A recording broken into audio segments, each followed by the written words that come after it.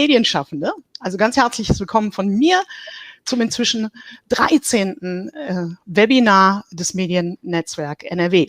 Mein Name ist Sandra Winterberg und ich leite das Mediennetzwerk NRW und ich würde mich sehr freuen, wenn wir uns alsbald mal wieder in Person sehen könnten, wobei die Webinare tatsächlich schon immer digital und online waren und das setzen wir in guter Tradition auch fort.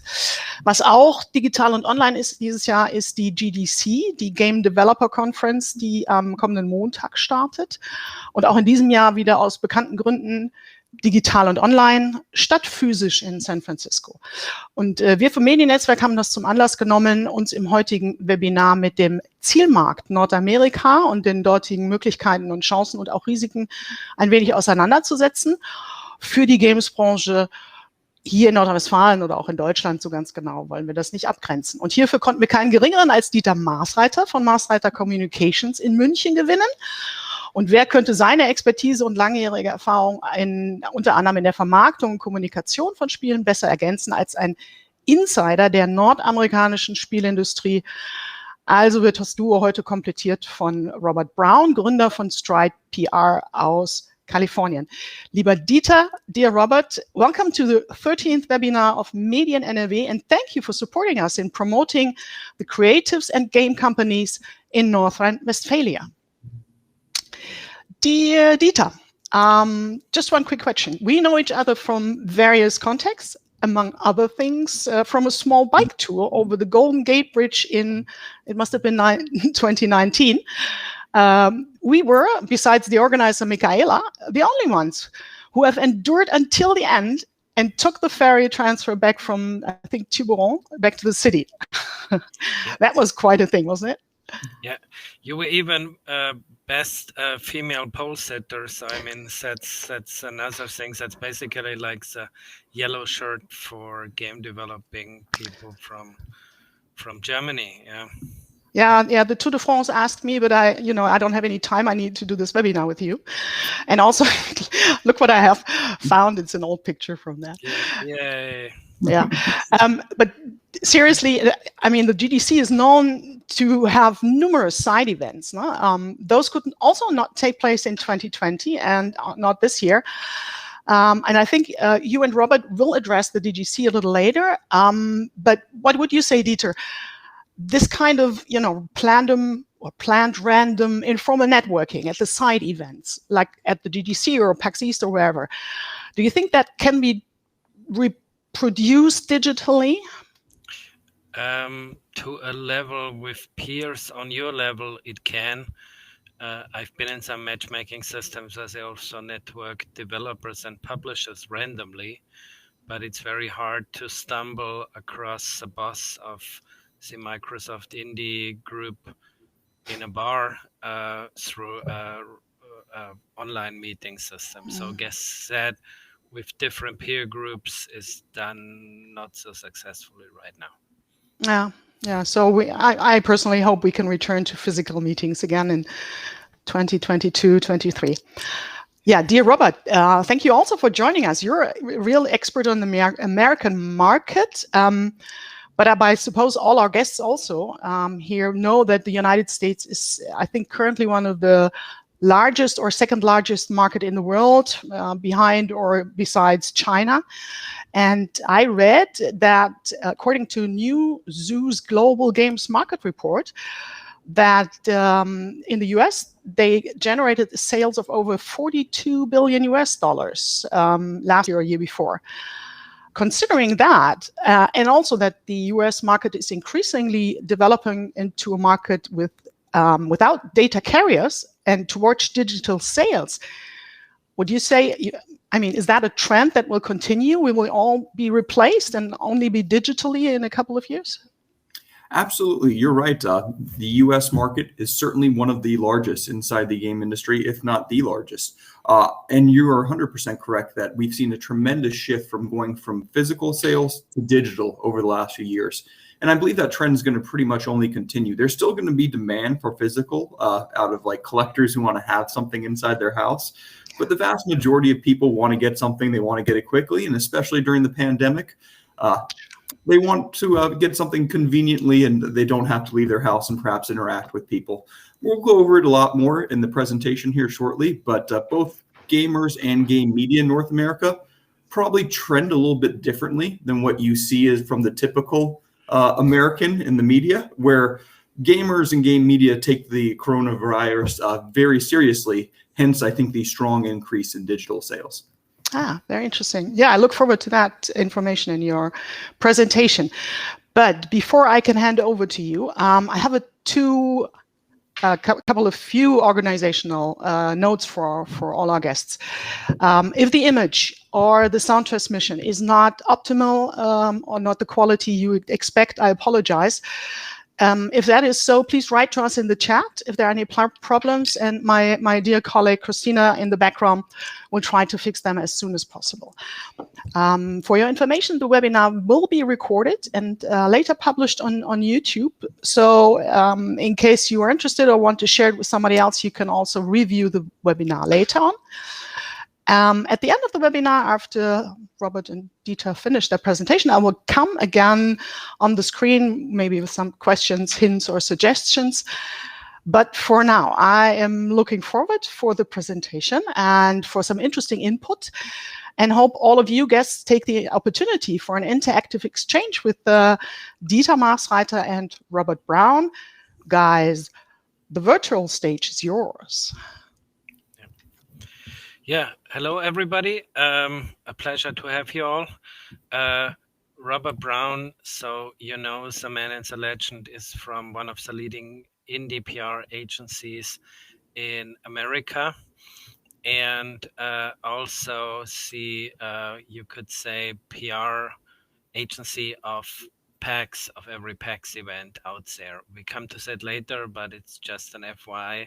He didn't want to do a personal bio.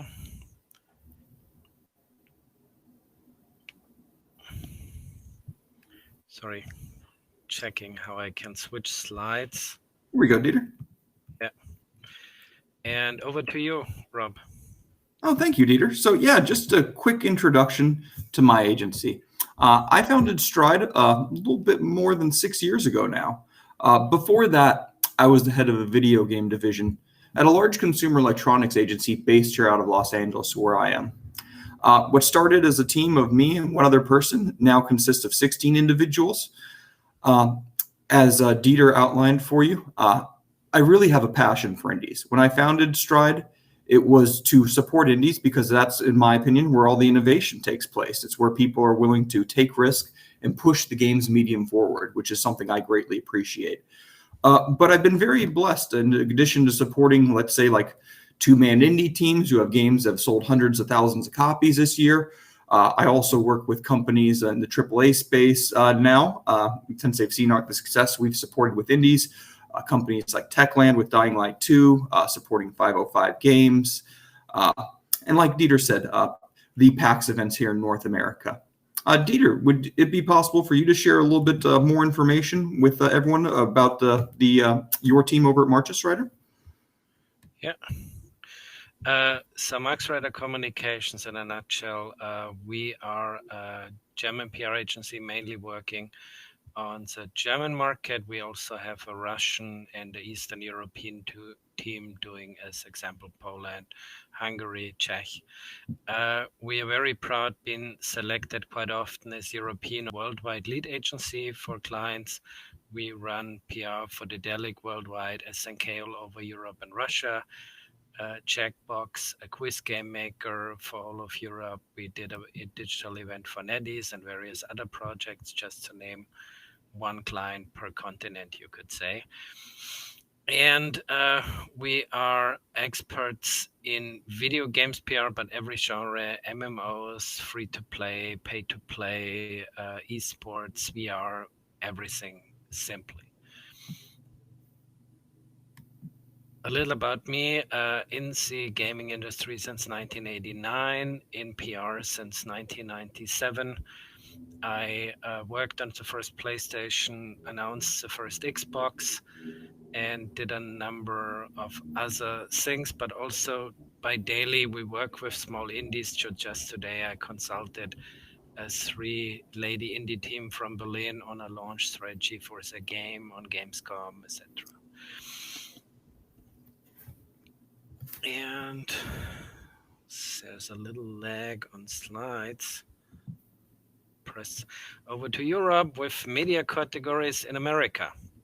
Thank you, Dieter. And yeah, I've always enjoyed having the opportunity to collaborate with you and your team. You've always been so impressive, so well organized. And yeah, I just want to take this moment to once again compliment you. Let's take a brief moment, as Dieter said, to go over all the different media categories that we typically work with in support of our clients. Now, where do PC gamers get their news? They typically get it from in North America, of course, they typically get it from a PC gaming focused website, like let's say Rock, Paper, Shotgun, PC Games N, or someone like that. They'll also go to outlets that have focus on all things PC, but with some game coverage, like let's say like a PC World or a PC Magazine.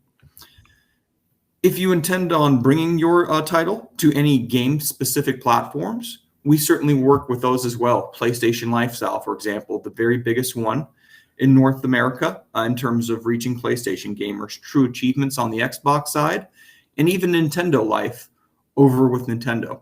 Nintendo Life should actually be one of the most, if you're launching your game on Switch, important outlets that you work with. Now, I don't know if Nintendo necessarily volunteers this information to so many different indie developers, but there are a lot of different sales opportunities that will open up to you on the Switch based on your review score. If you have a Metacritic score, I think of 80 or greater, or likewise, if Nintendo Life only gives you a review score 8 out of 10 or greater, Nintendo will allow you to opt into a number of sales that a game otherwise wouldn't have. So it's one of the few outlets I just want to place particular emphasis on, given the tremendous revenue opportunities that come with a great review score from that outlet. Now, of course, we work with platform agnostic media as well. These are websites like Destructoid or Kotaku, someone who focuses 100% on gaming itself, but doesn't focus on a particular platform. We also, of course, will work with like a tech site that covers games like, let's say, a Verge, Ars Technica, or Engadget. Now, I know we all hear IGN and we think like, hey, this is one of the biggest gaming sites, and it is the king. Absolutely. It will get you more eyeballs than anything else, but I actually classify this as a pop culture outlet, given the shift that they had a few different years ago, going from solely game focused, like a Destructoid or a Kotaku, to now doing all that other types of coverage we see with them, comic books, television, film. It's also important that you try to identify any genre-specific media that might be appropriate for your title. Like there are sites, for example, dedicated solely towards visual novels. There are sites dedicated solely to RPGs, MMOs, or even horror titles. So just trying to explore those avenues as well can help you connect directly with people who are the best fit possible for your game. Now, I'm sorry, go ahead, Dieter.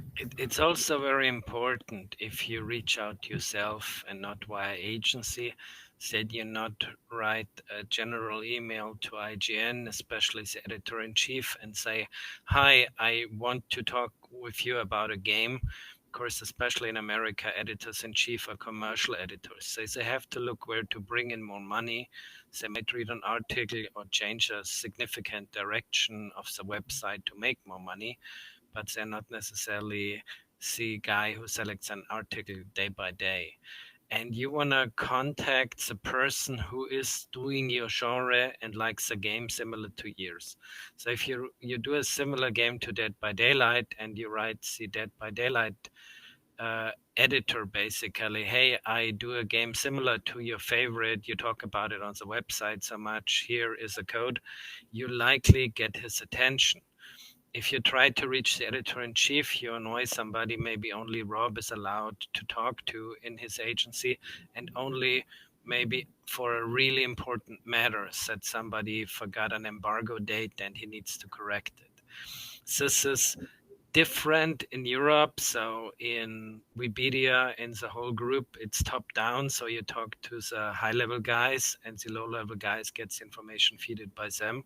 You need to check exactly how that website would or could work and connect. So don't approach a random person about a random game. Always try to find, as another example, the point and click fan person on a website to try to achieve something. You're absolutely right, Dieter. You want to really have a bespoke pitch if you're going to reach out to, like, let's say, any of the outlets that I've named here. You certainly want to have something, if you're going to do PR yourself, generalized that you can send out to small and mid-tier sites, because you're not going to have the time to kind of craft something custom for each and every editor. But if you want a placement on IGN, like Dieter said, you want to find the editor who covers similar titles to your own. Link to their coverage and reference that right at the start, saying, hey, I saw you liked X, so I think you're going to like my title Y. But also make sure that your game is clearly differentiated from game X as well, so that they understand you're not just a clone. You want to get into that. Dieter did an excellent job outlining for everyone here in terms of the editor-in-chief and their role. They're very much more, I would say, almost like a CEO type person, where they're not doing the work like assigning stories or writing them themselves, at least at the top sites. They're usually someone who's trying to connect all the pieces within their own company to make sure things are running efficiently. One thing I would also like to add to the great counsel that Dieter just shared with all of you in regards to contacting editors is try to pay attention to the different roles of people as well in North America. For example, a news editor is only going to write news. That's not a person you're going to want to send a reviews pitch to. A reviews editor, obviously, is not going to be interested in news. Likewise, you might even perhaps see someone, like let's say a reviewer at a site, who's wrote positively about this one particular title that's very similar to your own. But that reviewer might not have the autonomy to assign a review by himself. That might be something that his review editor boss gave to him with explicit permission that he could do. So just trying to identify what particular stories people do and what their responsibilities are is likewise very important for the coverage you're going to be trying to secure if you're trying to do PR yourself. Now, before I go into these last 4 different media categories that we regularly work with as well, I do want to talk about some of the challenges of placements on the type sites in North America as indies.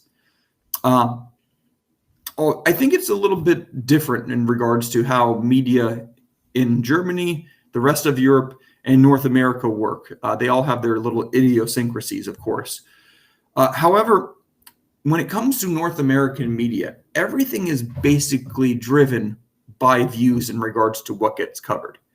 There's a reason why if you go to a lot of these North American websites, you see them all covering 10 games very heavily and everything else very lightly. It might get covered by things once in a while. And that is very much because it's an advertising-based business here. A majority of those editorial decisions are not based on what someone personally enjoys as their own taste. It's what can get views for us, what can increase our revenue, and keep us all in business. The games media in North America shrunk very significantly over the course of the last 10 years. There used to be a number of more sites that had good paying jobs. And as the rise of content creators on YouTube and Twitch has occurred, it also unfortunately brought down that revenue for the game media. So they've become very, very well focused in regards to covering stories that they know are going to generate ad revenue for them. And it's going to create a little bit more of a challenge for you if you don't have, like, let's say, a strong IP to work with, like a well-known, like, let's say, like a Marvel title or something. Or perhaps we'll go in another direction. If you have a great AAA resume before you started your own indie company, that's something you want to talk about as well. But if you don't, it's going to create a little bit more of a challenge for you. Now, there are a number of sites, though, that you can work with in North America. And if they all cover you, and if they all say very good things about you, they're very impressed. Now you'll start to see a number of these top sites, I think, really start to open their doors and being more receptive to your pitches and more willing to cover you. They certainly, I think a number of these sites I've listed here might cover you right out the gates regardless of what, if you kind of fit those criteria I've outlined for you already. But I do just want to help arm you with this information that it's not kind of like it was 10 years ago, where a lot of indies could count on getting coverage from these sites. You got to have a great trailer, a great pitch, and a really well-crafted story to grab these editors' attentions. Now, going back to the media categories we work with, the last four I want to talk about are, first of all, industry trades. Now, these are sites that don't necessarily reach gamers themselves. It's not going to help drive sales for you. These are sites that help, they reach industry professionals, your colleagues. And it's a great way to help drive awareness if you are not only among the enthusiast press, though, because if they read about you, like let's say on a Gamasutra, next time you pitch them, they'll be more open to perhaps covering your title because they'll remember they saw someone else write about you. But this is a great way to perhaps, like, let's say, reach a publisher or someone as well who you might want to collaborate with in the future. The Games Gamasutra website is also a part of GDC, basically. They belong to the same media group. So you could even write a story on a relevant subject. I have to emphasize relevant. So you have to check out the website and know it really from your heart what they want to read about. And if you're lucky, you get selected as somebody who is allowed to write his own article on a useful subject, non-editorial stuff. But if you check the website, check how high the quality is, and imagine for every article accepted, there are 10 that are not accepted and already made somebody a lot of work. So as well, if they are done very nicely, and that happened to a very few Germans who wrote their articles on Gamasutra, are selected for the editorial recommendation. And then you, even on a B2B website like Gamasutra, have an immense reach and influence as a developer who wrote his own article. So it's something you should look into to maybe do in your career once, if you have the relevant job check, but check out that website. It's as essential as checking out GameSmart, GamesWirtschaft, and GamesIndustry.biz. And that, like MCB in the UK, so Games Industry has a US editor, but is also UK heavy like MCB is very relevant. So if you receive a few million investment, go to those guys to tell them you're a successful company. So somebody else, maybe from an international space, gives you 10 million on top. And then when you get more successful, somebody wants to buy you for 50. Okay. So these are the angles you have with those guys. Also with GamesBeat, if you go on that website, they have probably the most important journalist for games in the world, Dean Takahashi. If he does not like you, you really have a problem in the business. But he fortunately likes most guys in a way that is very calm down and sincere. It's a former Wall Street editor. So check out those websites, read them daily, not to just get a German angle on the industry, but to get a worldwide angle. When you go to a PAX, a GDC, a E3, they will not talk to you about what happened in Germany. You talk about international subjects only, okay? You play in the National League and you want to know what's up with cryptocurrency, NFT, whatever thingies that the Americans currently dream about. And we only hear sideways a little bit, okay? So check it out, and you might, as a small indie, not easily get a story there. Maybe you get none at all, but at least you get very, very good education also on industry subjects you can talk about. It's a show, maybe new companies you can approach at an international event. Very well said, Dieter. And GamesBeat certainly is the best place to go if you have any financial news, as Dieter was just saying for us. If there's any business-focused angle, like you're talking about angel investment, eventually going public or something like that, absolutely, that's the story to take to Dean. If Dean ever does want to sit down with you and have an interview, which is a preferred topic of conversation that he likes, format for articles that he likes to do, don't be nervous by it, because Dean's a very stoic individual, and unlike most Americans, and that can kind of leave people very trepidatious walking away from that meeting, wondering, oh my gosh, is Dean going to give me a positive write-up? I've seen Dean sit there stone-faced the entire time, showing no emotion, and then give you the most glowing write-up afterwards. So It's something to he keep in mind. does not get excited simply. So Absolutely. it's excellently worded, Rob. Perfect. Yeah. And then the last two media categories, of course, it's mainstream media. We're going to go over that in a lot greater detail later on, because that's how you can reach the broadest possible audience. It's how you're going to reach the mom and dads to sell your games to their kids. And then, of course, the content creators on YouTube and Twitch, as well as Facebook Gaming. Now, I'm sorry, go ahead, Dieter. No, I just wanted to get the slide for you. Sorry, there's a delay, so that's why I also look a bit in anticipation about the next slide. Awesome. Thank you, Dieter. So I've listed a few of the indie-friendly channels here that you can possibly work with. And by channels, I mean channels on YouTube and Twitch.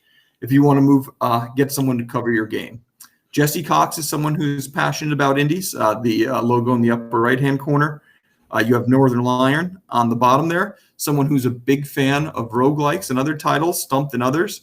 There's a lot of different indies that you can work with.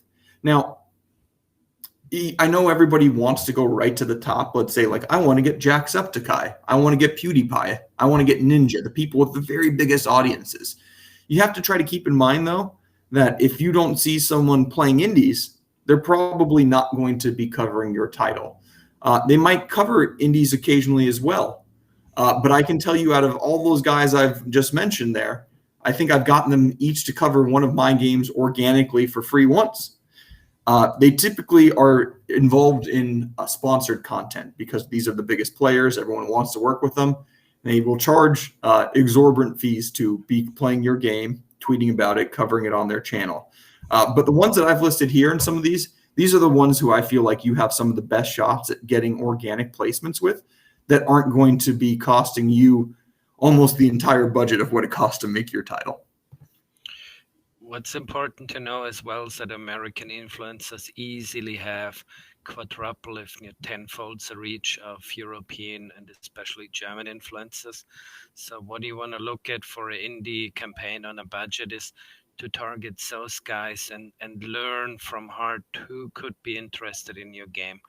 And don't be shy about mid-sized to small guys, which in America actually are not small, as they might carry your game forward. So with influencers, we have what is known as the comedy channel program. Some of the very biggest influencers are just watched by fans that they're fans of that person. They don't care so much about your games, the viewers of that influencer.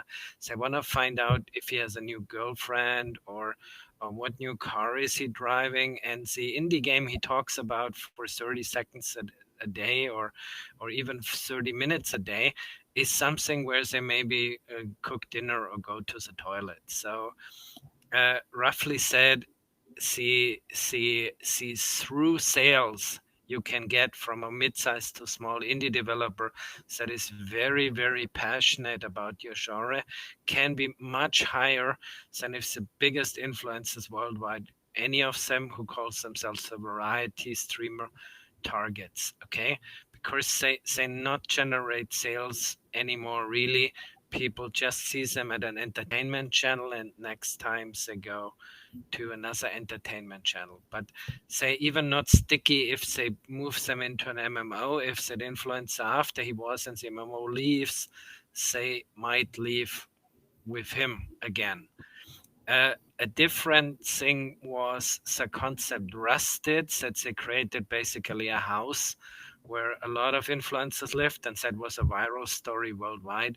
That was even helped by a few scandals, but I'm not so sure if this is so repeatable, and that costs so much money that for this money you wouldn't make indie, you would make AA games. Absolutely. Well said, Dieter. One thing I want to talk about, you're right, when it comes to mid and small size influencers. When I say that here, it might have a different connotation globally. When I say mid-size influencer, that could be someone with high hundreds of thousands of like people who are actively engaged in their community. Small, I'm talking about people like in the thousands through tens of thousands. So it might have different connotations based off of your own particular regions. One thing I want to talk about in the role briefly before we move on to the next slide of media versus influencers and their impact on sales here in North America. I have supported games that have been greatly embraced by the media, where all the top sites review it, they give it great review scores, but the game doesn't really have that visual pop. Maybe it's a little bit more menu-based, a little bit less actual, like let's say button mashing, quick reaction type gameplay. That doesn't resonate with the content creator community on YouTube and Twitch because it just doesn't show very well for them. Those games, once again, getting covered by all the top sites, I've seen those games not sell well, even though they've been consistently like covered all the way through because the content creators didn't pick it up. Likewise, I've supported games that the influence media just didn't like. They're like, oh, this isn't really something that's a good fit for us. But the content creator community instantly gets it. Like, oh, this is perfect. I want to play this, share it with my audience. I've seen those games go on to generate massive sales. Some of the Steam bestsellers for the year. The games I've represented, though, that have done the best, they get covered by both media and influencers. Those are the ones that are typically getting millions of units sold. Now, keep in mind, though, I know you might hear this and say, hey, now that I know this, why do I care about the media? Gamasutra did a survey a few years back where they asked content creators, how do you discover the games that you're going to play on your channel? The number 2 reason was a PR agency, much like myself here in North America. The number 1 reason was because the content creator read about it on a gaming website like an IGN or something. So as you see, it's very much an ecosystem where you need to get the greatest amount of success. You're going to want to be planting that seeds with media all the way through, even if you're not going to let content creators in right until launch. Yeah, thanks for the great insight, Rob. It's exactly what we experienced. Excellent. So let me talk to you briefly about what some of the media here or North America are like. So that way you have this information in the back of your mind moving forward. Just because it will be important if you're going to be doing outreach on your own to have this context. Now, media in North America are highly competitive with their peers. They are very tight-knit, though, and talk with one another. Now, when I say highly competitive, this is something that you need to keep in mind when it comes to distribution of your announcements. Like if you're going to send out a press release announcing the release date for your game, if you send it first thing in the morning in time in Germany, and then you send it to people in America once their day begins, they're going to say, hey, Europe already got such a massive head start on me. You didn't give me a fair shot at this. I might move on and not cover this title, even if it's something that I'm very interested in. So that's why when Dieter and I collaborate on projects, oftentimes we're trying to send things towards the end of the day in Germany, but when it's still morning here in America, so that way everyone gets an equal opportunity to cover it at about the same time. Media in North America are likewise very concerned with their own personal brand, much like that of their company. If you have a game that is controversial, or if you have a history of previously controversial titles under your company, they might not be willing to cover that, as even if it's like, let's say, a title or from a franchise that's extremely successful. I can think of some of our own catalog that the influencers love. We get all to play it, but it's not very politically correct, so the media doesn't touch it. And that's something that you want to keep in mind as well, because the media is very diverse here. It's typically very young, liberal, and politically correct. And because they're young, I would not count on them remembering something typically referenced from the 90s. Go ahead. It's very different in Germany, so you have a lot of old senior editors that have a say and remember everything from the 90s. It's also, of course, not very diverse. Cannot be in Germany too much. So this is a difference you have to take care of. And all the stuff Rob now says differs to some extent to what German media or even European media is like. Well said. In the media's mind, they are tough but fair. When I've told that to editors in the past, they've taken that as a great compliment. That's the way that I think that they would identify a lot of their perception and coverage of games. And they're not afraid to hold a company accountable. I'll go back to the incident last year at the Ubisoft dealing with the accusations of a toxic workplace and having a corporate culture of sexual harassment in their company, Ubisoft is one of their main revenue drivers, buying a lot of ads. But they're not going to shy away from talking about something like that if they think that there's room for improvement within a company and within the industry itself. The media in North America are some of the hardest working people that I know. I'm regularly getting emails from people at IGN at 8, 9 o'clock at night, and I know that they're getting to the office early, much like myself. Many come from a privileged background as well that allows them to pursue this passionate career of theirs, because in North America, typically, if it's something entertainment based, people aren't going to pay you as much because it's a fun job and there's high demand and lots of people want to do it. Now, there's typically a strong push for unionization here in North America as well. That's something that, like, let's say Kotaku has a union behind it. And a lot of mid to small tier sites usually have their staff working for free because they are passionate about gaming. This is just something that they want to do. They'd like to perhaps break into a larger career where they can work for an IGN or someone like that eventually one day. But there are many people just doing something that they love. Now, I do want to just briefly address the underpaid part. I know IGN posted a lot of their staff, their salaries within the past year to try to help elevate the rest of the industry to try to have similar salary levels. I would not count on seeing a 6-figure salary from some reviews editor at IGN to be the industry norm. Most people are making, if they're lucky, even at a top site, half of that. Now, I talked about it a little bit ago. A lot of sites in decline because of the rise of the content creator community. So I'm not going to go over that as well. But I do feel like it started to balance out a bit more. I feel confident saying that we've reached that plateau where there's not going to be too many more sites that are going to close. I think that it's pretty much here to stay, what we've seen for a long period of time moving forward. I also talked about their biggest motivator when they decided what to cover. It's click-based. It's what's going to generate the ad revenue. So I'm not going to go into that. And likewise, I do just want to reiterate one more time, gamers and game media in North America, liberal, politically correct, take the coronavirus pandemic very seriously. This is a crowd that's vaccinated. This is a crowd that's still wearing masks when they go out.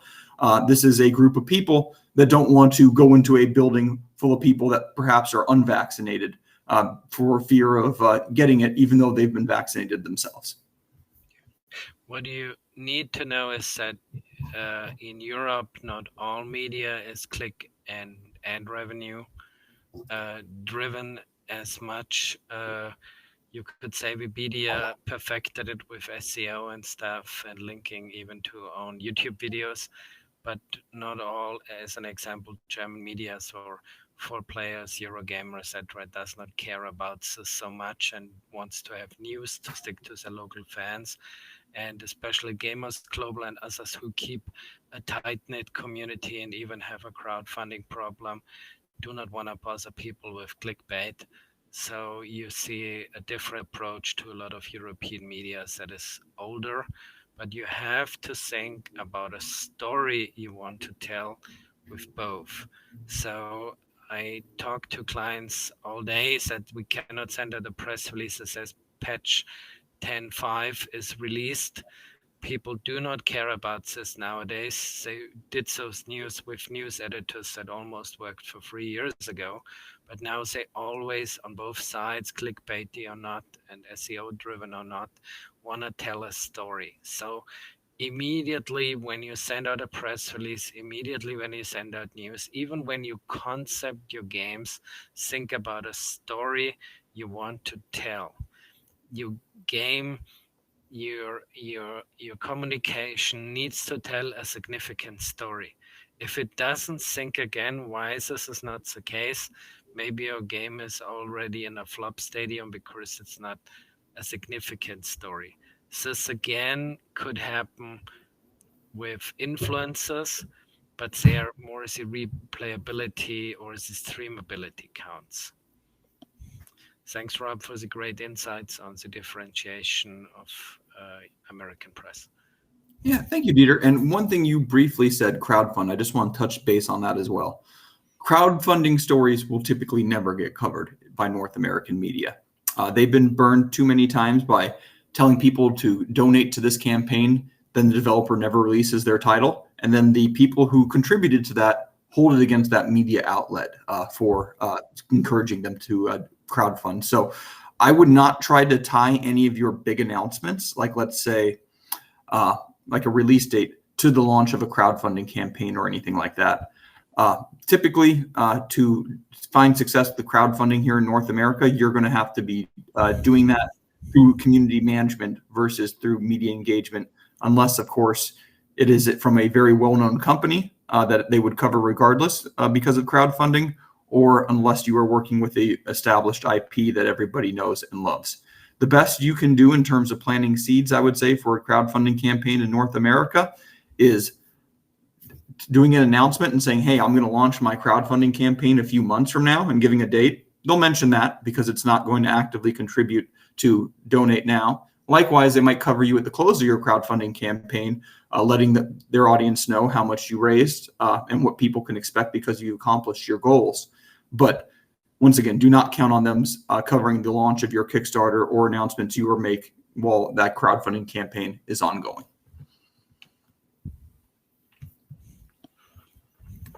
Yeah, so let's briefly touch base on how you can interest some of those mainstream media categories and other media categories outside the core gaming audiences. This is ones like, once again, mainstream, Los Angeles Times. We talked about GamesBeat, Dean Takahashi, some of the tech sites like CNET and others. Now, for tech sites, they always want to talk about how you are pushing the boundaries and doing things no one else has done before. A year or two ago, anything ray tracing, you wanted to take that story to them because it was groundbreaking at the time. People weren't really accustomed to that at that point. And it's just important to kind of keep the pulse of what's trending at this moment, or perhaps something you're doing that no one else has done before, and emphasizing it for these audience groups.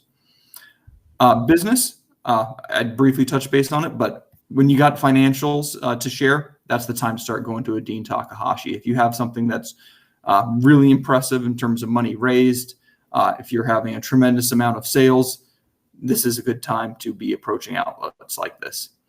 Now, mainstream lifestyle media, like an LA Times, you have to keep in mind that most, this editor is going to be able to write one gaming article a day. Oftentimes, like let's say Todd Martin's the LA Times games writer, he's going to do also music, he'll do film, and he'll do games in between that. So they're going to be very selective with the type of games that they will cover. And they're only going to cover your biggest beats. Typically, as an indie, to try to get the attention of a website like this, you're only going to be able to do it after launch, because they're going to want to see you hit a couple benchmarks first. They're going to want to see critical acclaim. They are going to want to see all the game media talking about you, giving you great review scores. And then likewise, you're going to want to be able to point to commercial success, a large number of units sold, because you have to prove that you are extraordinary. You are in that top 1 percentile of indies to try to get the attention of an outlet like this. It's much easier to get into mainstream press, being a German indie, getting into German press, or especially your North Rhine-Westphalian local press. So that's another very relevant story you cannot tell Americans. That's why the entry categories Rob mentioned are so hard, and that's like a bonus plus. However, if you have a mainstream title with an interesting story, especially single player, telling a significant, maybe based on a real event story, this is where really you can get more coverage by those guys. Absolutely. Now, once again, let's talk about some of the story angles that are most appealing to games media. I know we've already talked to you about it, that it's SEO based. It's going to be ad revenue based, a lot of these decisions. But if you can provide something new to press and not a rehash story or getting news after Europe, like we said, where you want to distribute at the same time, it's going to go a long way for you. Oftentimes, if there's like a top target that this is like, I just have to work with this outlet, getting it out, a story with this one particular group is just key to my project success. Try to pitch an exclusive, but that means you're not going to be able to send that same information to anyone else. Or you can perhaps pitch a first break, which is something like saying, hey, I'm going to allow IGN to post a story about my game at 8 a.m. And once their story's live, then I send that same story, the press release, to everybody else, so they have the option to cover as well. But IGN is going to go first. Now, keep in mind, if you do this, it might be off-putting to once again, they're very competitive. They might not want to cover you if you gave someone else a first break on the same story. But this is just if you really want to prioritize one particular outlet. If you want to do a sweet trick, if you talk to an English outlet about an exclusive and they tell you, we really want to have this first, nobody else can have it, you can always say in your language, right? And since they probably say right, and if they say English language exclusive, just don't tell it to them like that, more like in your language, of course you have an exclusive. Then you can give it to anybody else at the same time or embargo to the same time.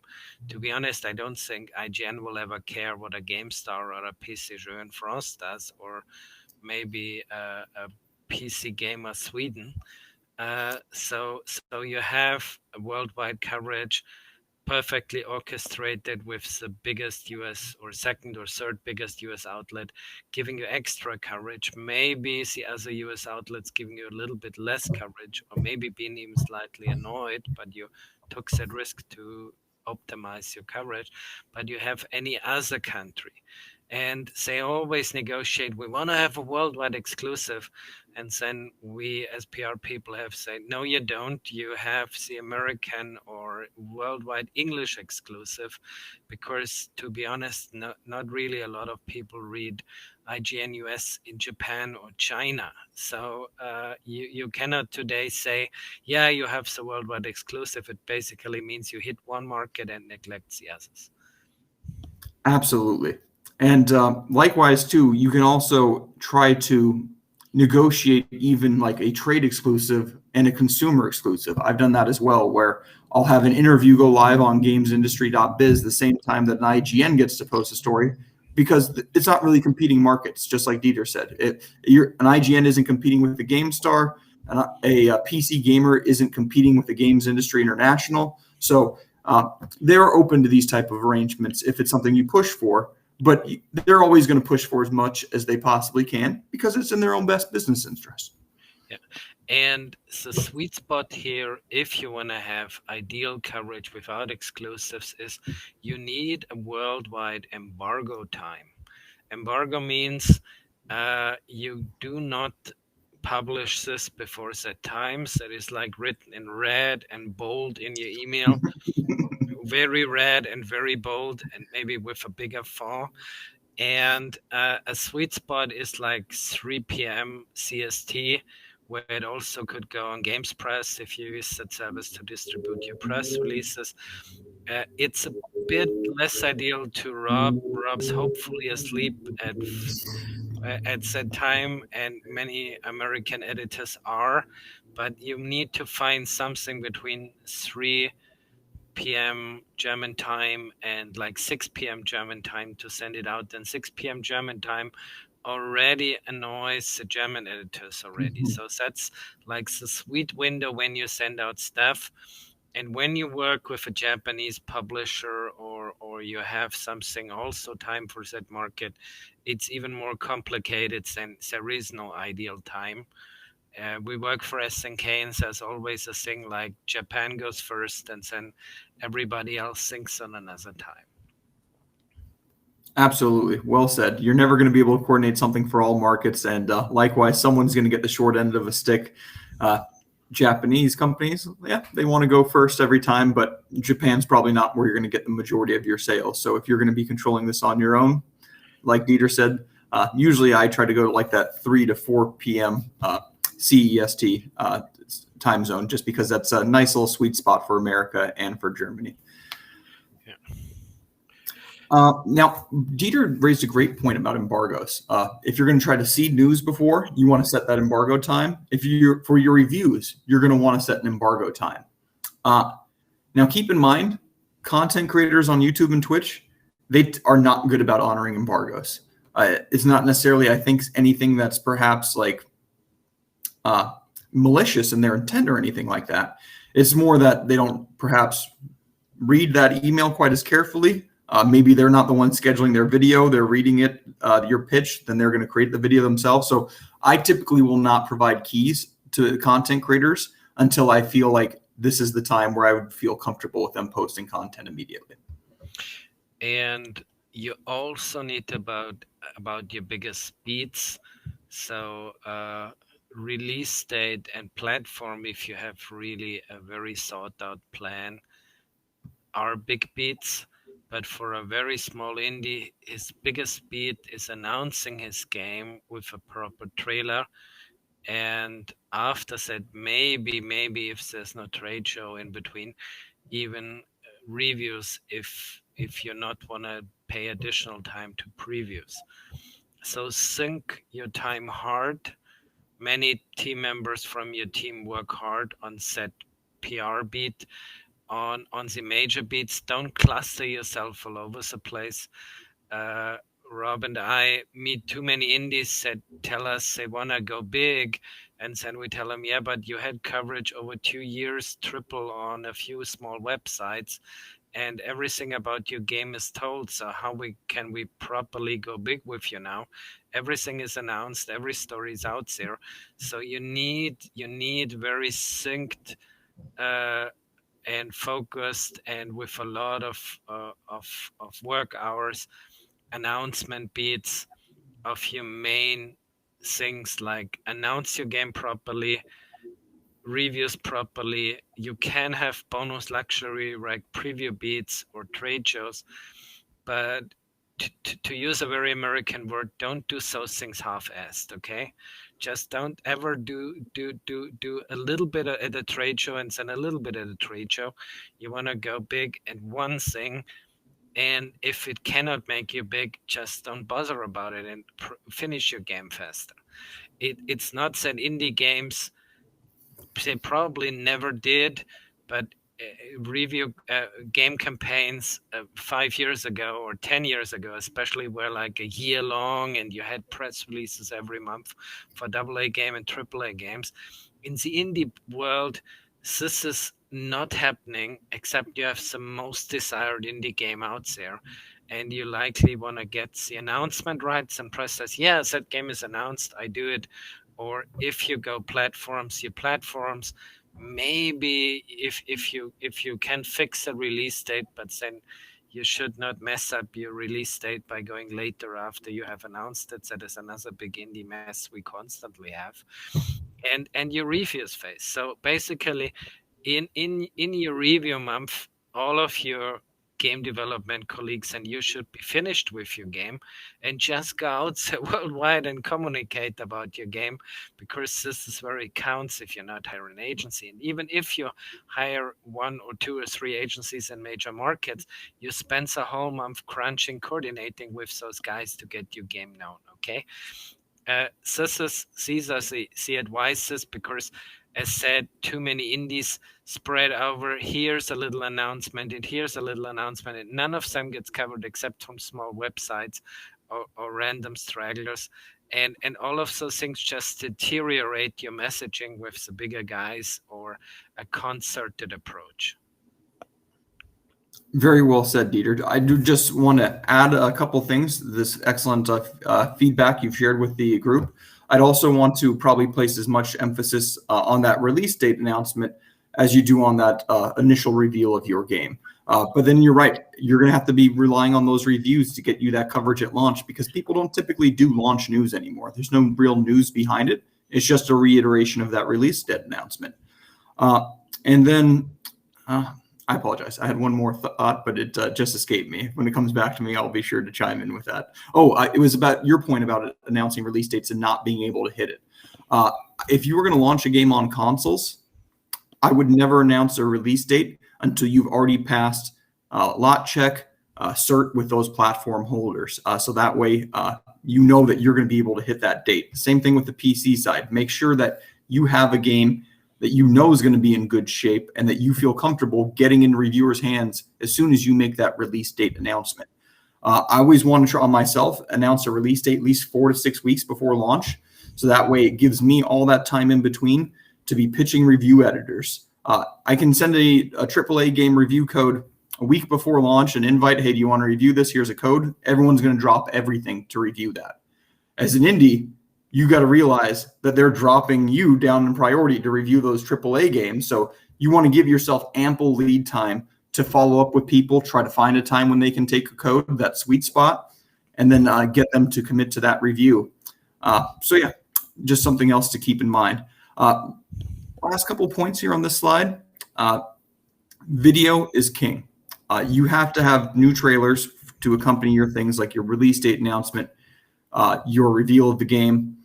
B-roll, that's nice. It's not nearly as good as a trailer or as impactful, but allowing people to record B-roll at a trade show, that's going to be key for your experience at GDC or PAX or an E3 or Gamescom or something like that. And then demos, of course, are always a big attractive point to media as well. Yeah. About trailers, one more thing to add here. If you have a good trailer, in your opinion, show it to several people. And if honest people that have a lot of experience tell you it's a good trailer, it's a good trailer. If it's not a good trailer, especially for Kickstarter or anything where bad trailer kills everything, but also for announcement and maybe for your second trailer for out now, if people tell you it's not a good trailer, try to make it a very, very good trailer, okay? Today, even now, indie games need to be as attention-grabbing as a Hollywood trailer, okay? They cannot be boring, long, bad music, no attention grabbing text that is added and maybe localized. And then you have the great fun that now China becomes a bigger market. You not want to just get it on YouTube. You also want to get it on Bilibili. And they're, of course, perfect Chinese localized, because if they spot an English word in it, they put it off the platform. Okay, so this is how perfected even indie trailers nowadays need to be. And if you do a boring trailer, it's just like you don't need to bother about a trailer anymore, because it won't help you anywhere. It will deteriorate the value of your game. Absolutely. Well said. Yeah. Cool. So bonus angles for the American market. Yeah, I want to just talk to some things just to keep in mind as you're creating content for the American market. Now, once again, games media here and gamers in general are very politically correct. I always try to make sure that we have nothing in there that could potentially be offensive to anyone, be it based off race, gender, religion, or anything like that. If you have a game, I've seen companies take a very hard hit from media for having violent games where they only showed violence against minorities or women in their trailer. And that certainly wasn't the developer's intent. It was something that they just went about their business. I didn't work with them on this project. I would have told them never to release that trailer. But I've seen them, unfortunately, take a massive hit for things like that. So it's something important to keep in mind at all times. Likewise, never over-sexualize your characters. It's never necessary. And of course, avoid things like drug use, strong language, because that could in turn result in these websites not being able to share your trailer, even if it's a game that they're very passionate about.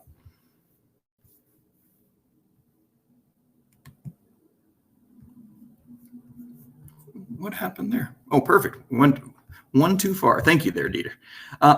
Let's talk about press tours and press events. These are things like the press tour, for example, visiting editors in their office. So you have an opportunity to sit down with them, talk to them one-on-one, let them get hands-on. And a press event, of course, is something like GDC.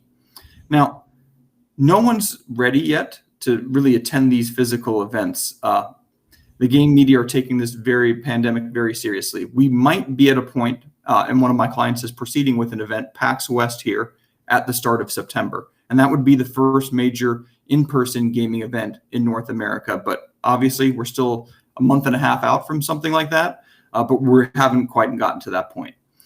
Now, due to the high cost of organizing things like a press conference, typically indie companies better off organizing a press tour or attending events like GDC and PAX. you can still organize a press tour even today, right now, without having to visit an editor in their office, and without you needing to leave the country and perhaps have to quarantine when you return because you were just around a bunch of Americans. So these are arranged like to take place via Discord, other platforms. To book something like this, it typically a North American agency needs a long lead time. We have to schedule these 6 to 8 weeks in advance. So just something to kind of keep in mind. Likewise, now is a not good time to do it basically for the remainder of the year. As an indie, the only good time you have is in terms of a window to try to secure a press tour appointment would be, I would say, in the months of January through probably April. Because once you get into May, then everyone's starting to prepare for E3, and their attention kind of shifts from indies to AAA for almost the remainder of the year. I'm sorry, were you going to say something? See, the sweet spot for a small indie is maybe even now digitally done, not a small event or a online press tour. It's simply, would I like to show you my game on Discord?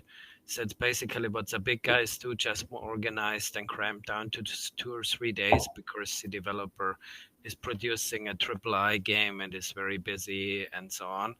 But if you have time and you take personal time for a digital press tour and you get an editor's attention, just show him the game as long as you want on Discord. And just to save you some money, we consult clients also by showing games on Parsec without leaving a key. If you're an indie and you have Steam branches, just send him a key after you demoed it, okay? He can't do not really harm with anything like that, but it shows trust, and it's like the cheapest way for an indie to do it.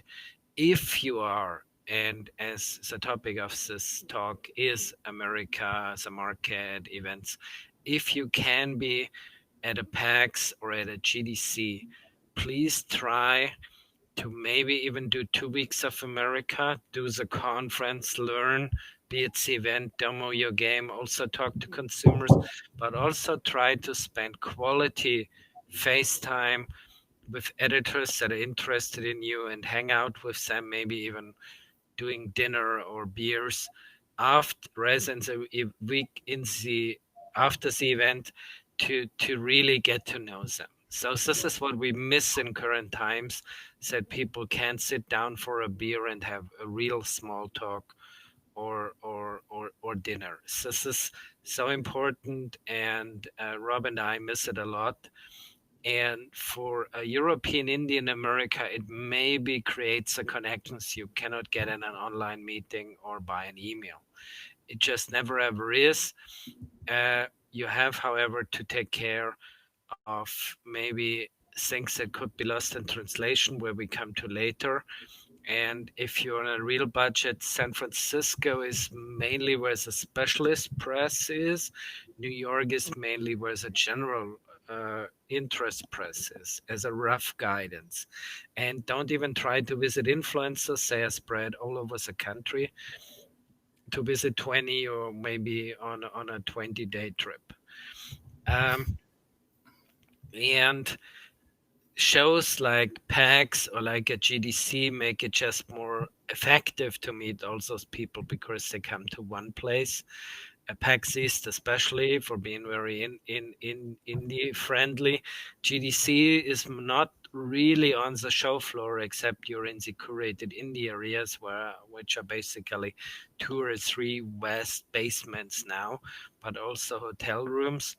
And this is your chance where you can meet really important editors face to face. So for next year, think about it. Maybe plan in 2 weeks of America, 1 week of GDC or PAX into your budgets, because you want to meet those guys personally. Absolutely, yeah. GDC is the best show for business development. You're not going to have a better opportunity to rub shoulders with publishers. Like we said earlier, Chris Charla, the head of ID at Xbox, and get these types of opportunities.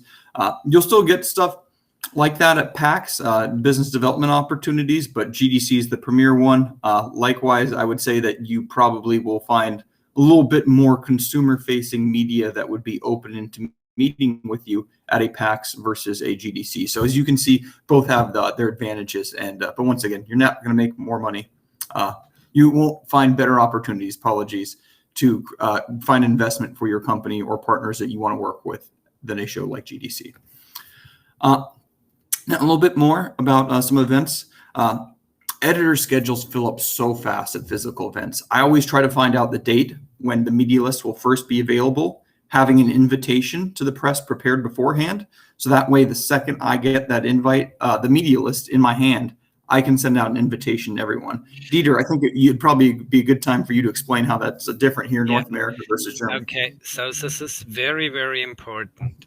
If you exhibit at an event, one does not spam the media list you get, and America has different GDPR laws than Europe, with a random email. Okay, this is like to immediately piss off everybody at the same time. Okay, so Rob has a list and knows how to contact those people personally, and you also want to draft personally. The wrongest things that happens, and E3 even had a scandal about that, is that everybody see media list leaks and everybody spans it randomly. Okay, so this is where wannabe agencies and indies that think it's a cheap one button press email immediately go on the spam or blacklist of all the important editorials that was on that list. So you cannot just say, I get a list with emails or phone numbers and just randomly spams those people. You have to be careful. You have to be selective again. You have to check the background and so on. That's why hiring an agency for the list is maybe cheaper, because you know the background. And there are some people on that list that might only attend because they have a Black Lives Matters blog. Okay, if you approach them about a German retro games, they are very, very vocal, maybe on their own blog about this nuisance. So be careful with this. You have basically also a little KPI who is there, but it's not like everybody who attends covers your stuff. Okay, so that's also not gonna happen for sure. And if there are 5 editors from IGN on that list, that's not good news that you can invite 5 or 2 or 3 editors. It's maybe if you talk to one of them that they send their freelancers. Okay, so if you an exhibitor at an event, you get a random media list, one does not spam the media list. Okay, not even in America, and especially not in Europe. Of course, they would immediately ask you where you got the list, and even if they click the button, yes, everybody can contact me, they clicked that button like a term of service. They never read it. So don't just randomly send out an email blast to everybody. And only thing you can do worse is send the same thing next day again to tell them if they haven't read it. So Sense uses the blackest blacklist out there ever. Absolutely. One thing to keep in mind too about when you get a press list, like let's say for GDC or E3 or PAX, you'll probably see let's say someone from GameSpot. You'll find 20 to 50 contacts on there depending upon the show. Only one person at that outlet is going to be booking their appointments most likely. It's not like everyone on there is going to do it. See, if you send an email to everyone, you're going to piss them all off. You're better served by sending an email to someone and asking, hey, who is the guy at this outlet who is scheduling the appointment, so I can reach out to them and then send your pitch to that individual. Now, many of these events, likewise, have been taking place digitally over these last few years. But Steam's been doing a great job of highlighting a lot of the companies that are taking part in those. Like, for example, we're doing PAX Online right now. And if you go to Steam, there's a button there where it's PAX Online demos. You click on it, you see all these other people, all these games and demos that are available for free on Steam right now. My apologies. And this is a great way to boost wish list. I've seen a number of our clients get thousands of more wish list additions from taking part in some of these events. This is an extreme outlier. I never want to set this as an expectation, but I had a game at E3 this past year. We revealed inside the PC gaming press conference.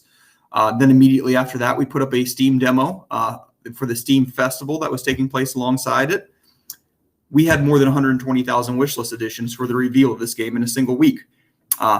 So you can see how impactful this is, because we all know here on this call that those wishlist numbers play a significant role in terms of if you get on the front page of Steam or not on your launch day. So you need to be doing everything that you can to boost those numbers and taking part in these events, both physical when we get past in a world where it's safe to return to that space, and even digital right now, typically get featured on Steam for big shows like GDC, Gamescom, PAX, E3. So just keep in mind that these type of events can really play a significant role in raising that number for you. I would say overall, though, online events have not been as effective, and they typically get smaller press lists than when it was physical. So it's just something to keep in mind. It's still great, once again, to take part in these events, but it is just important to kind of have these expectations that if you're taking part in events and you've done physical ones before, don't expect as much press. Likewise, if you are doing events now but have never done physical events in the future, expect a lot more people to be showing up when we can return to these physical spaces. Yeah. And the right press event for your game in America. I know a lot of you would have liked to go to real life GDC also to learn, but for indies, PAX East and West, normally better because they not have so many AAA games or huge platform announcement happening at the time. And also, say, for a funny reason, have a little bit more influences, also those mid to a little bit smaller sized ones we talked about that are maybe more open, covering your game organically, also more cosplayers. So you not really find cosplayers at GDC or E3. And GDC is, however, the best mix of business development and seeing press. I've been at breakfast places, lunch places, dinner places, bars, where I happen to meet really higher up people from Steam and Xbox, PlayStation, and so on. And you can run into famous Japanese developers in the streets of GDC. You not just watch their talks and so on. Of course, American famous developers and so on. So that makes this event, besides cycling with Sandra and other cool side events, really great.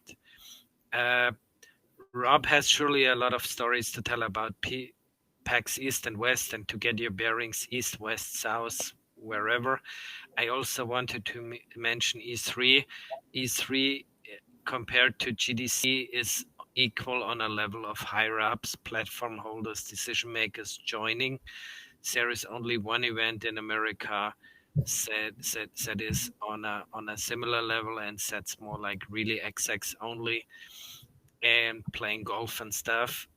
So if you want to get to meet your Nintendo, Microsoft people face to face, you want to be at a GDC or E3 and talk to them in person. This, again, like press relations over a dinner or a beer, is very important and is missed out in that situation. But now I turn over the mic to Rob, who can surely give you more PAX East and West insights. I have been to most E3s and over 10 GDCs, but never ever was at a PAX for some reason. Well, we hope you can join us sometime once we're in a post-pandemic world, or when it's safe actually to return to America.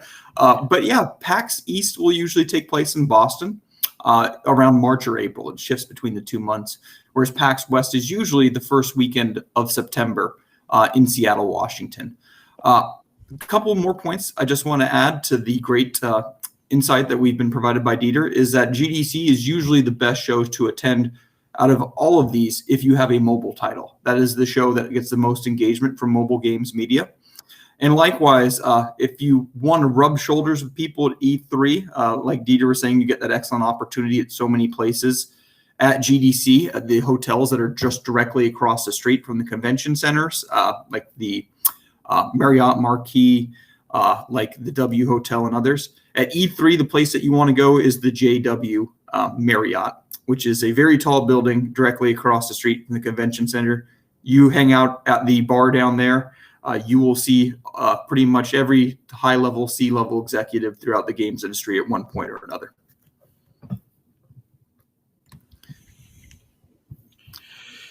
Yeah, I asked Rob that we put in a slide about also things that can be lost in translation. And it's very important that you basically learn what American actually say versus what they mean. Okay, so this is an important thing, especially if it's your first trip. So you're not step into false hopes or implications, or you do a things they not want you to do despite saying it. Absolutely.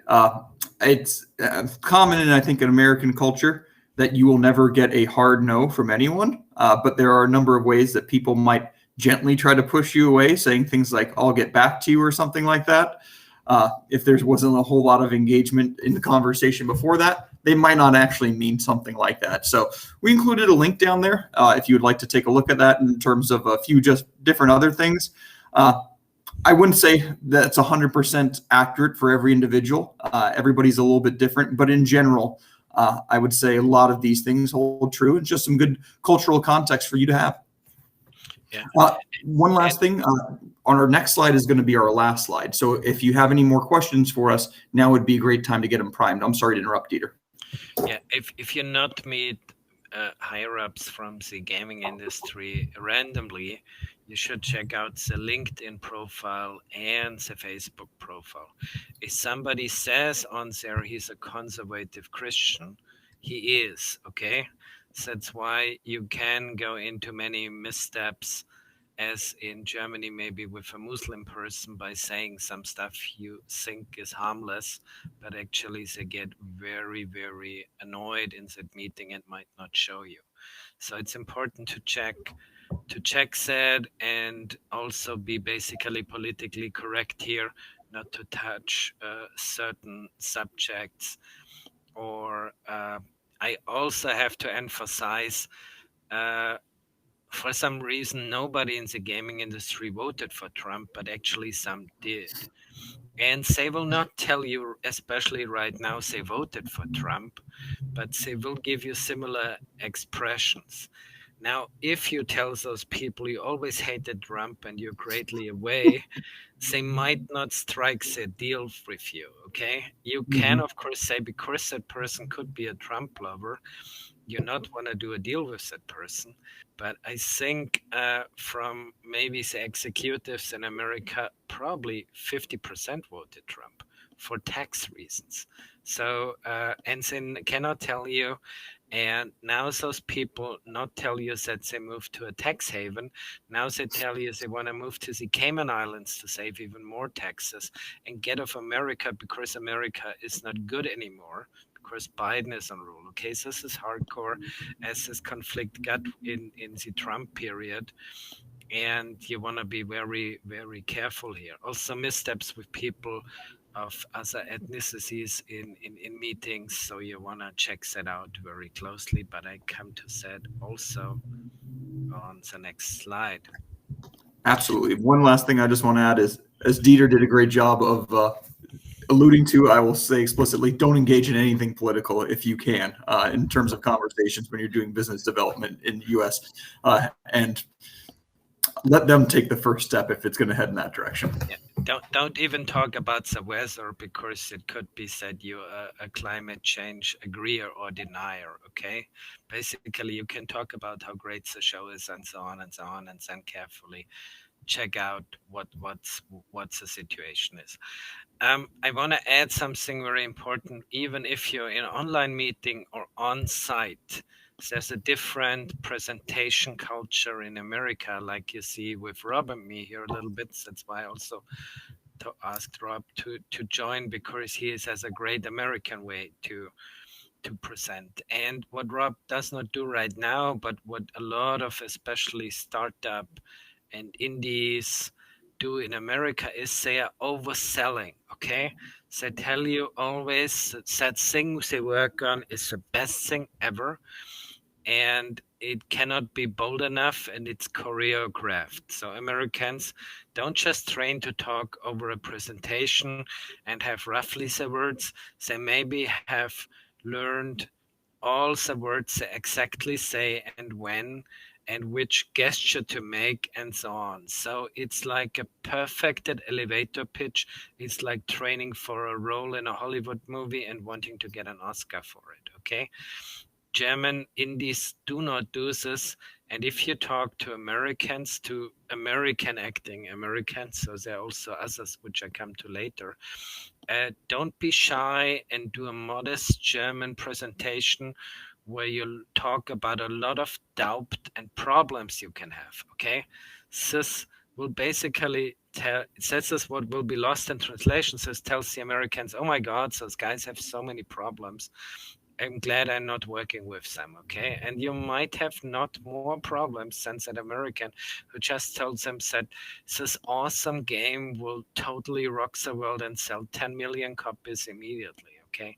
So you need to find a way to present to Americans so they see probably the same level of perfection, and you can have problems and they will ask you about a problem, even pretty toughly likely, but it's a if asked only question, as in PR slang. So you have a perfect answer prepared for that question, but you not touch it in your presentation, okay? You're not gonna tell them that your sound guy has personal problems or whatever. It's maybe something you can learn from them, that you do a more better orchestrated presentation, okay? Don't be superficial in anything, don't bend yourself over too much, but just imagine they get perfect presentations, okay? I've been at a startup event called South by Southwest, and I have to say I was ashamed of most of the German presentations versus the level of perfection that was given by all the American startups, okay? This was not because maybe the products that was, they just didn't prep that hard for those presentations on stage in front of a few thousand people. And you also need to have a company picture. You not tell them you work on a game that is okay, but you want to tell them, I now have 10 people in the studio and we work on one game, but we also would like to work on this license, which we have pre-signed next year. So you have to think big. You not just tell them we work on a game and then we think what we do next. This is very German indie and is not something they want to hear at all. It's also not what a platform holder like Microsoft or PlayStation wants to hear, except your game is such a game as a service franchise you carry into the future for 10 years anyhow, and then that's your company story. You also should mention, if you have incubators or business angels, those advisors you likely have them. If they have even an international track record, this helps you a lot. Americans are used to hear who are your business angels, okay? You're not doing this alone. You're not doing wonders 3 years out of studies. With an indie game, you might have clever advisors to tell you, and they want to hear it as an assurance, basically like your mom's house is in the budget plan. If anything goes wrong, she needs to sell the house, but we can pay said debt. And as we talk about very international events like E3, GDC, where the world meets, think very differently again if you meet a British publisher, okay? I would need another slide if I talk about British events. British, what we say and what we mean, it's very different from American English, very, very different. And if you have been at a US event, you might need to adjust to go to a British event right after, because if you do the same things, they think this is a crazy American. What do those former colony people do with me? And again, very different, a Russian publisher or an Asian publisher. So if you go to a GDC PAX or E3 and you meet publishers from different regions, you need to adjust your pitch again, okay? So also adjust your level of English. Your English cannot be good enough for an English native country, But for Russian, Chinese, Japanese publishers, please use simple words and talk slowly. They will not tell you that they did not understand. They just would pretend they understood. Okay. And then you have a lot of mess. So you also want to have reassuring questions and so on. And say, especially for Asian cultures, would much more go into level of modesty. So you might even have two different decks or two different presentations, especially with Japanese publishers or Korean ones, because they don't like bragging at all. Well done, Dieter. Absolutely. Whenever I speak with a Asian publisher, I usually am very particular, measured with my words. I want to give them a chance to not only hear, I want to give them a chance to comprehend, and if necessary, I want to give them a chance to write a note down before I start picking it up. And it's, once again, not the pace that I would have in a normal conversational tone.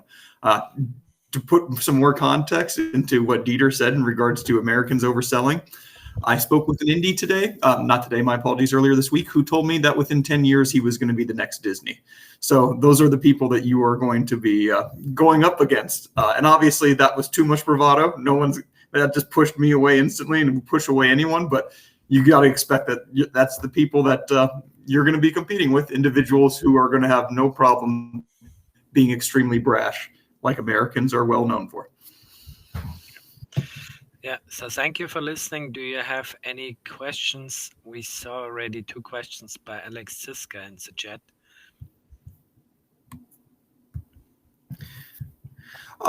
That's a very interesting question. I would say that I've supported a number of projects that are PC only that have gone on to be extremely successful within the US. Now, on the flip side of that, a lot of that platform agnostic media that I was talking about, like let's say Destructoid, Kotaku, even the IGNs of the world, they primarily write for console gamers. They don't have, their audience isn't primarily PC. So oftentimes I'll suggest to somebody, even if it's a PC only game, maybe you want to just come to one of these consoles because it's going to increase the media coverage and the awareness you will receive from coming to it. I would say if you broke down the sales in North America in terms of where the success most likely comes from, I typically say PC's number 1, Switch number 2, Xbox number 3, PlayStation. It is by far the least performing platform. It has the greatest install base, but their storefront is incredibly narrow. It does not highlight nearly as many games. So it is extremely hard to get any visibility. Hence, a lot of people do not perform well when they release on PlayStation, the vast, vast majority of indies. 2 points to add. With influencers, PC, of course, is the most popular platform, as they can stream it easiest from a PC. So influencers, PC, yes. For success anywhere in the world, except China, you want to go sync PC, console, day and date for a combined marketing push and launch. Indies happen not to be able to organize it in a lot of cases. So I just this week talked to a young developer group. I talked about Switch last year because they wanted to go PC and Switch. And since last year, they have not talked to Nintendo. So obviously that's not going to be a synced launch, and they likely have a clustered launch over many years with all the platforms. And you want to meet all the platform makers, even Stadia and whoever is out there, just to leverage your game on all platforms. So some indies do that later. Some ideally you have a synced launch, and then the influencers can talk about the PC version and IGN can talk about the console version. And the tech platforms can talk about your next-gen version, and the big group of Switch press can talk about your Nintendo version. So this creates a bigger buzz, more visibility, and is, of course, better. For China, it's Steam as an import, basically. And if you want to go locally, it's mobile and harsh restrictions for a native national launch.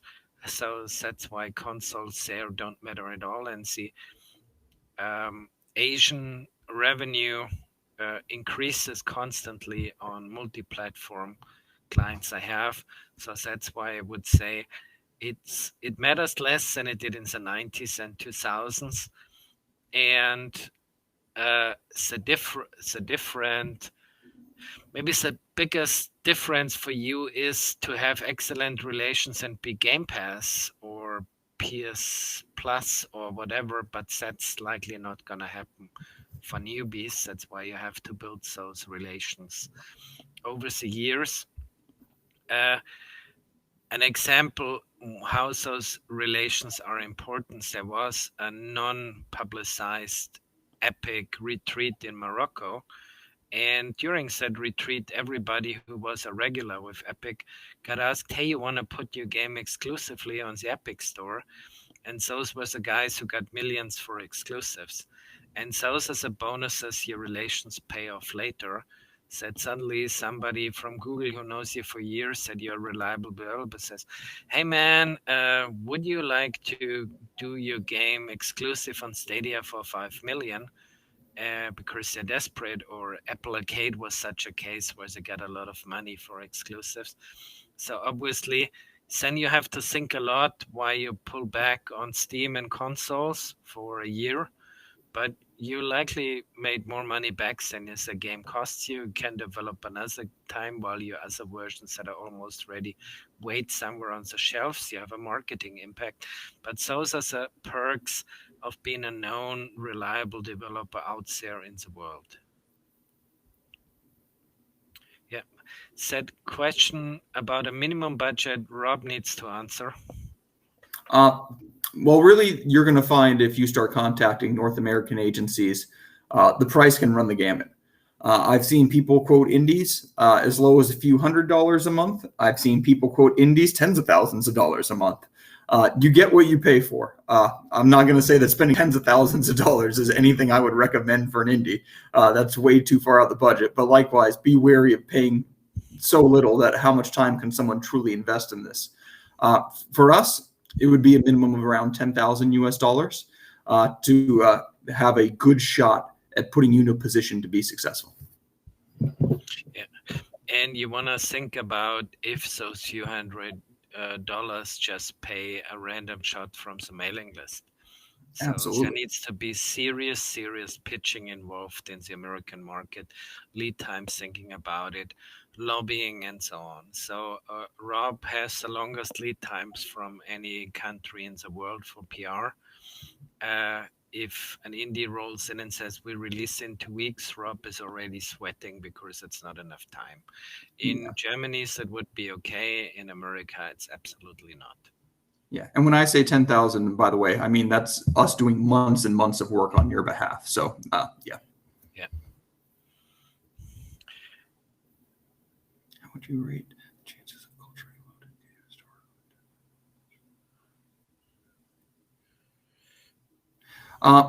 I think it would depend upon how culturally loaded something is.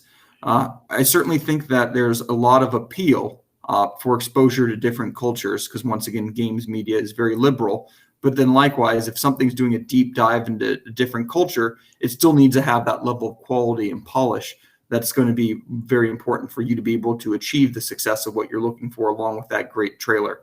I have certainly done games that are culturally loaded, things that perhaps highlight, like, let's say, Mexican culture. I've done titles that likewise perhaps do a spotlight on World War II and things like that. So it really can run the gamut here. I think it's very much in terms of how you are approaching this content.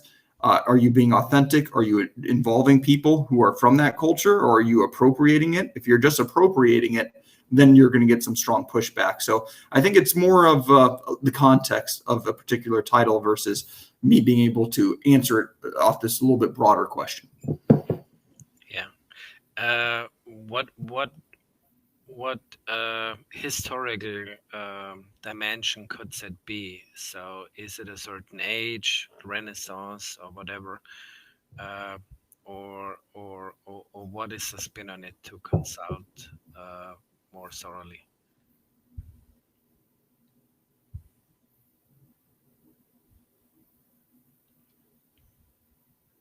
Yeah. Hello again. I think that are all the questions that has been turned in for you.